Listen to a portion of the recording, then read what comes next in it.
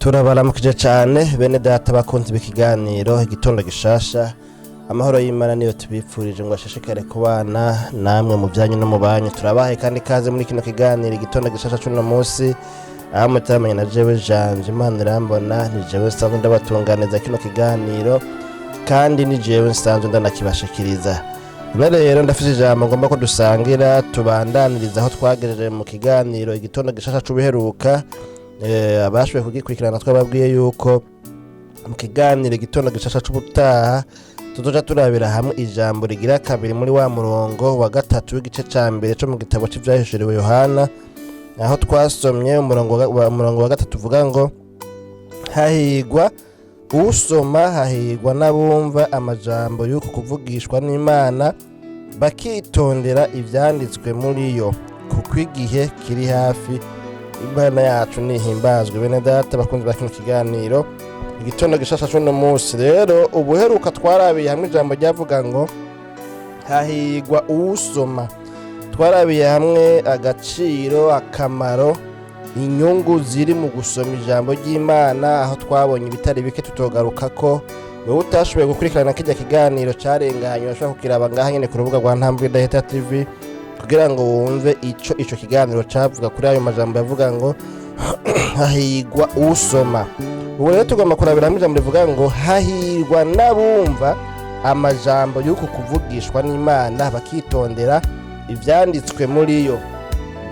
Ubuheruka twabonye yuko twavuze ngo hahirwa usoma amajambo y'uko kuvugishwa n'Imana akitondera ivyanditswe muri yo, kuko igihe kiri hafi. No musa naho tugomba turaba ijambo rivuga ngo hahirwa rero n'uwumva amajambo yo kuvugishwa. Tubananiza ko n'aya majambo asigaye tubona ku murongo wa gatatu. Iri jambo rero ryo kumva ukurikiranye neza usanga ahubwo nko muri Bibiliya y'Igifaransa aho bakoresheje rivuga ngo ekute naho no kumviriza. Murazi ko mbere abarundi bo bayamaze bakavuga ngo uja kumva arumviriza, kugira ngo umuntu yumve neza ibyo abwiwe byinjire abitahure, agira ikintu asigaranye muri byo, agira ikintu akuyemo muri byo.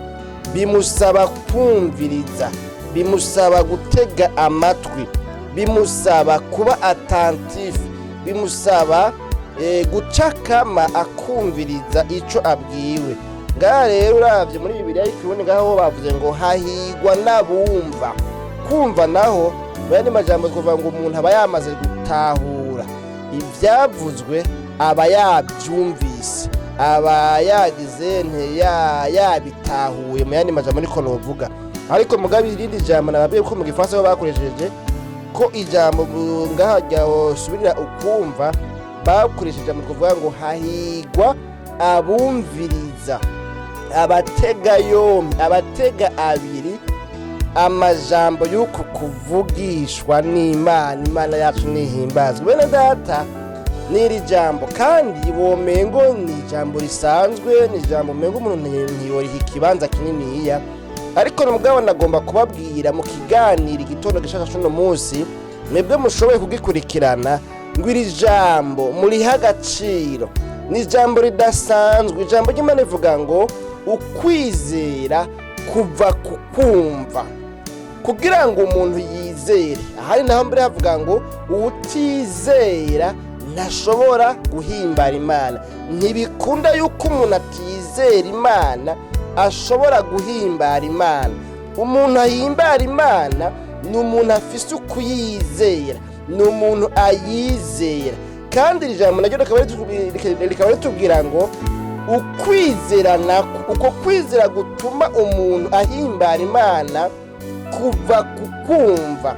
Kugira ngo umuntu aronke ukwizera Imana, kugira ngo umuntu bikunde yizeresha umutima wiwe Imana yo mu ijuru, uku kwizera aguhabwa n'ukumva, agukura ku kumva.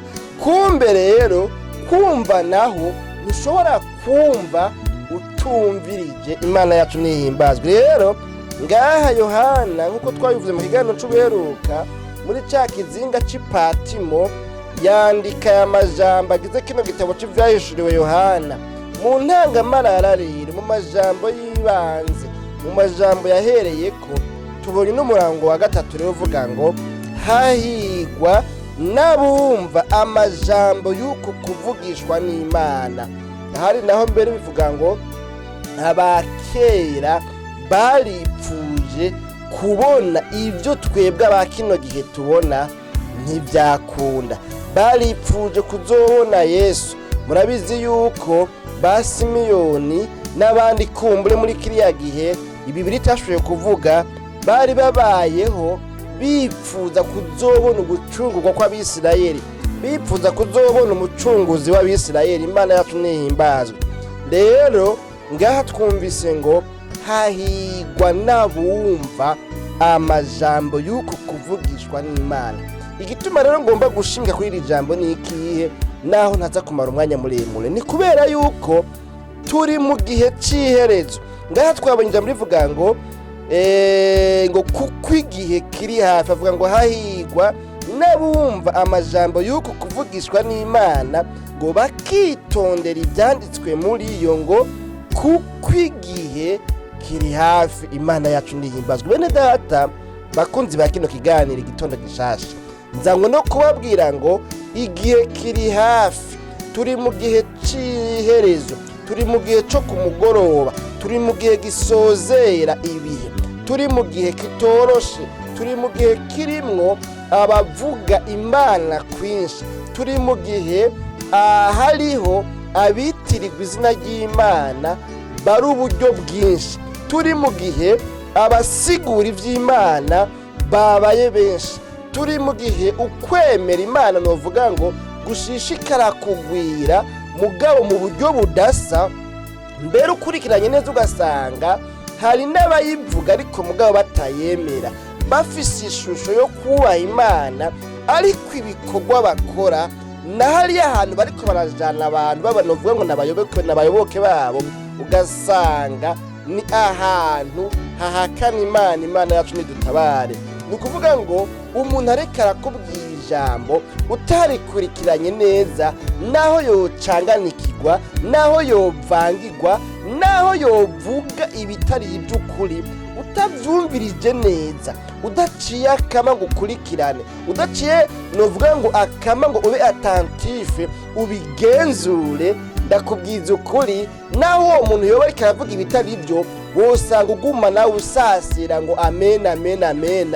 Tumaze igihe kumbure kitari gito tubona novuga ngo uyu mugenzo w'uko umuntu avuga bose bagakomera amashi rimwe, w'uko umuntu avuga ariko aravuga ijambo ry'Imana bose bakavugiriza induru rimwe, mbere ku buryo nkawe uri muri iryo koraniro utabikurikiranye neza udashobora kumva n'ibyo ariko aravuga, ugasanga wewe ubwawe wumva induru gusa zabo muri kumwe ariko ntiwumva icyo ujya muntu ariko aravuga. Mugabo rero ugatangazwa n'ingene abantu novuga ngo babaye ibishakashaka, novuga ngo bahagurutse bose bamerereje, bose bambaye amababa, umengo bagomba baduke mu ijuru. Mugabo ukurikiranye kugira ngo wumve basi ibyo bintu biriko biratuma aba bantu bafashwa n'ibiki, ugasanga nta kintu na kimwe uri kurumva, ni induru gusa, ni ugwamo gusa, ni yeyeye, ni komerezaho shishikara.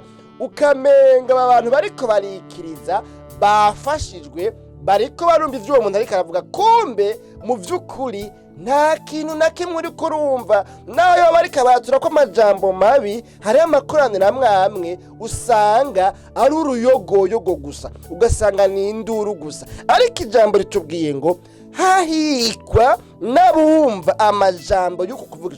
Kuyumva rero ukumva kuva kukumviriza, uja kumva neza arumviriza. Imana yacu nihimbazwe. Ngomba kukubwira ngo rero aho uca hose mu buzima bwawe bwa misi yose, mu gusenga kwawe, mu bigisha baguca iruhande, baguca imbere, abaguhagarara imbere bakwigisha ijambo ry'Imana, nagomba kugukangurira kumviriza ibyo wigishwa, kumviriza icyo ijambo ry'Imana rivuga, kumviriza icyo amajambo yo muri kuno kuvugishwa n'Imana akubwira.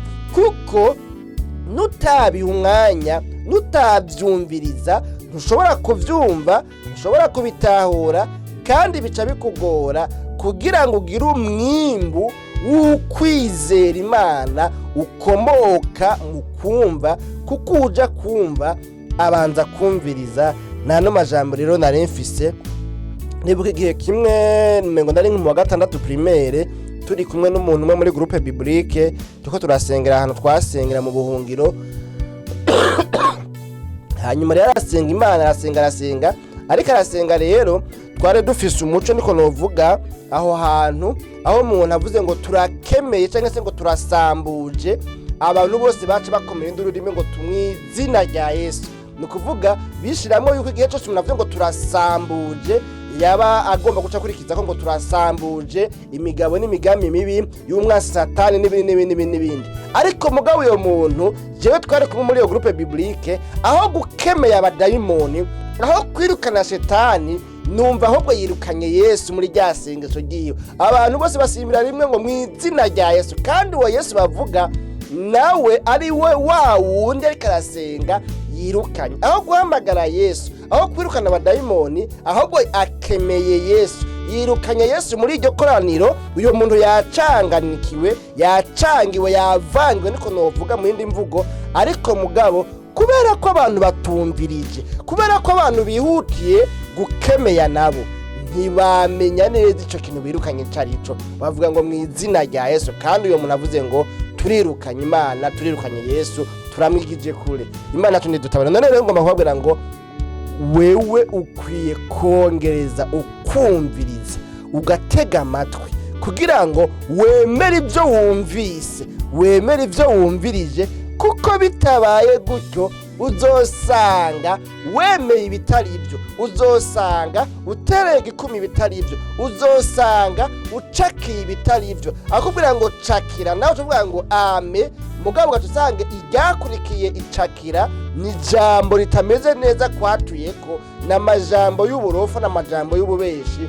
Imana tundidutabara. None rero harahiriwe abumviriza neza aya majambo yakuno kuvugishwa n'Imana, kuko abo bayumviriza bibashikana kukumva nyakuri, kandi ukumva nyakuri kubashikana kukwizera Imana, kandi ukwizera Imana kubashikana kugukundwa n'Imana, kugushimwa n'Imana, kuko utizera adashobora guhimbara Imana, kandi ukwizera nako kuva kukumva, ukumva nako kuva kukumviriza. Ariryo jambo nakuzaniye umunsi ngo wumvirize, kuko hahirwa abavyumviriza neza, hanyuma bakabona kuronkamwo ibibafasha. Utavyumvirije neza nta bigufasha uronkamwo, ariko uvyumvirije neza birafise ikimazi. Turi mu bihe usanga kumbure umuntu yagiye gusenga, indirimbo ikaririmbwa,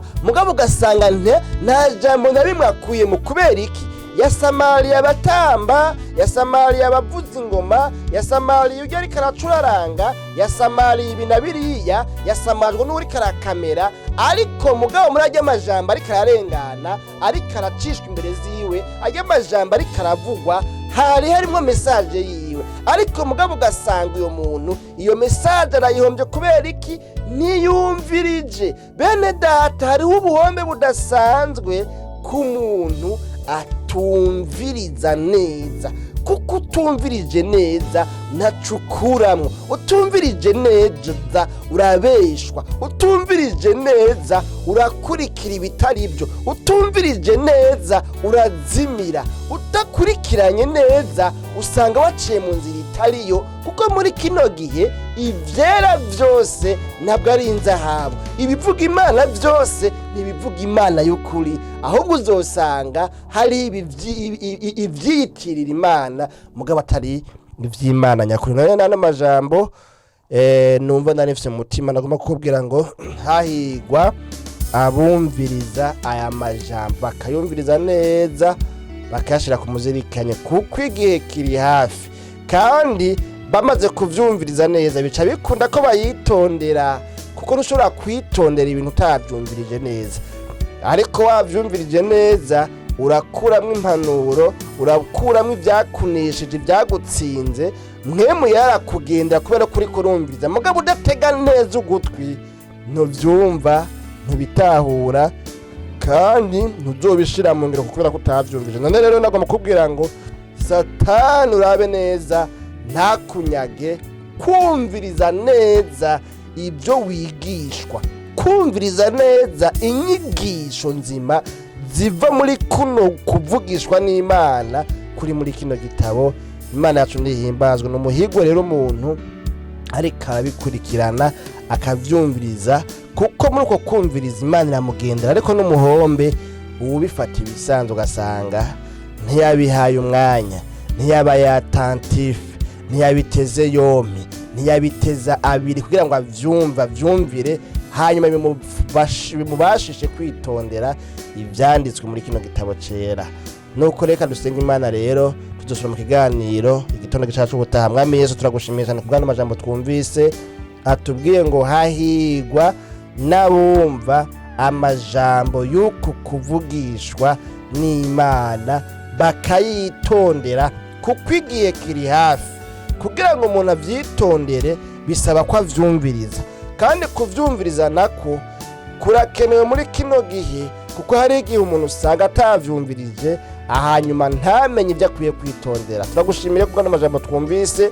Umuntu wese asanze nawe atari muri uno mugabane w'abantu bavyumviriza, bakabitega amatwi, bakabiha umwanya, bakikonsantra, agasanga hari ibyo ahora bimucika kandi byari kuvamwo impanuro n'indemesho. Uyo muntu akavuga ngo Mana numbabarire, numuguze kw'imbabazi, maze ivyo ugomba byose bice bishishikara kumubako. Mu izina ryawe gera Kristo Yesu natutsa byo tuvyizeye. Amen.